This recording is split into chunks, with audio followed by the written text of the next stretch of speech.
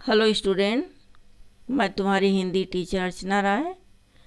आज व्याकरण से पाठ 19 वाक्य विचार के बारे में समझाने जा रही हूँ। सबसे पहले हम देखें बच्चों कि वाक्य किसे कहा जाता है। पदों के व्यवस्थित तथा ऐसे पारस्परिक मेल को जिससे पूर्ण अर्थ का बोध हो तथा जिसमें कर्ता, कर्म और क्रिया की व्यवस्था हो, उसे वाक्य कहा जाता है। अब हम देखेंगे वाक्य की संरचना के घटक कौन हैं। संरचना के आधार पर वाक्य के प्रमुख दो घटक माने गए हैं, उद्देश्य और विधेय। वाक्य में जिसके बारे में कुछ कहा जाए वही उस वाक्य का उद्देश्य होता है तथा उद्देश्य के विषय में जो कुछ कहा जाए वह विधेय होता है। ठीक है, उद्देश्य और विधेय के मेल से ही वाक्य अपने आप में पूर्ण होता है। जैसे मीना पढ़ती है, उद्देश्य क्या है? मीना पढ़ती है, विधेय है। ठीक है, आगे हम देखेंगे बेटा वाक्य के भेद। वाक्य के भेद दो आधारों पर किए गए हैं, अर्थ के आधार पर, रचना के आधार पर। अब हम देखेंगे अर्थ के आधार पर कितने भेद हैं। अर्थ के आधार पर वाक्य के 8 भेद माने गए हैं। विधानवाचक वाक्य, निषेधवाचक वाक्य, आज्ञार्थक या विधिवाचक वाक्य, प्रश्नवाचक वाक्य, इच्छावाचक वाक्य, संदेहवाचक वाक्य, विस्मयादिवाचक वाक्य और संकेतवाचक वाक्य। ये अर्थ के आधार पर वाक्यों के भेद हैं। दूसरा है रचना के आधार पर वाक्यों के भेद। रचना के आधार पर वाक्य के 3 भेद माने गए हैं, सरल वाक्य, संयुक्त वाक्य, मिश्र वाक्य। जैसा तुम देख रहे हो, सरल वाक्य क्या है? सरल वाक्य में एक ही वाक्य होता है, इसमें एक ही क्रिया, पदबंध या विधेय होता है। संयुक्त वाक्य में एक से अधिक उपवाक्य होते हैं, सभी उपवाक्य स्वतंत्र होते हैं। मिश्रित वाक्य में क्या है? मिश्र वाक्य में एक उपवाक्य स्वतंत्र या मुख्य उपवाक्य होता है तथा शेष उपवाक्य स्वतंत्र उपवाक्य पर आश्रित होते हैं। जैसे स्वतंत्र उपवाक्य क्या है? मुझे वह किताब मिल गई। आश्रित उपवाक्य है जो खो गई थी। ठीक है, तो यह है मिश्रित वाक्य। अब हम आगे देखेंगे बेटा वाक्य विश्लेषण क्या है। वाक्य विश्लेषण ध्यान से देखना, किसी वाक्य के विभिन्न घटकों को अलग अलग करके उनका विवरण दिया जाना ही वाक्य विश्लेषण कहलाता है।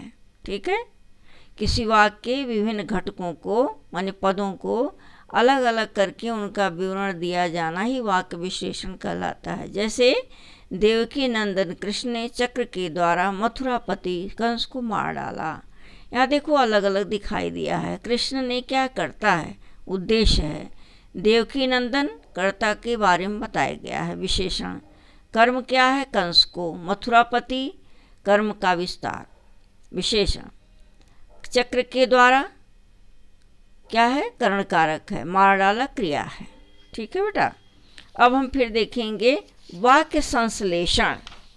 वाक्य संश्लेषण क्या है?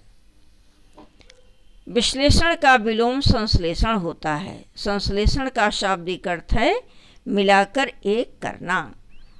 ठीक है, वाक्य विश्लेषण में वाक्यों को अलग अलग किया जाता है, परंतु संश्लेषण में अलग अलग वाक्यों को एक किया जाता है। जैसे मैंने एक वृद्ध व्यक्ति को देखा, उसके हाथ में लाठी थी, वह धीरे धीरे चल रहा था। ये 3 वाक्य हैं। तीनों वाक्यों को मिलाकर एक वाक्य बनाया गया है, तब उसे संश्लेषण कहेंगे। जैसे मैंने एक वृद्ध व्यक्ति को हाथ में लाठी लिए धीरे धीरे चलते देखा, तो यह एक वाक्य संश्लेषण है। अब आगे देखेंगे बेटा हम वाक्य रूपांतरण। वाक्य रूपांतरण क्या है? वाक्य रूपांतरण अथवा रचनांतरण से अभिप्राय है वाक्य के रूप अथवा उसकी संरचना में परिवर्तन कर देना। वाक्य रूपांतरण का अर्थ है वाक्य के रूप में या उसकी रचना में परिवर्तन करना। यह अनेक प्रकार से होता है। अर्थ के आधार पर वाक्य परिवर्तन होता है, रचना के आधार पर रूपांतरण होता है। कहीं सरल वाक्य से संयुक्त वाक्य, संयुक्त वाक्य से मिश्र वाक्य, ये सब चलता है। ठीक है बेटा, अब आओ एक्सरसाइज पर।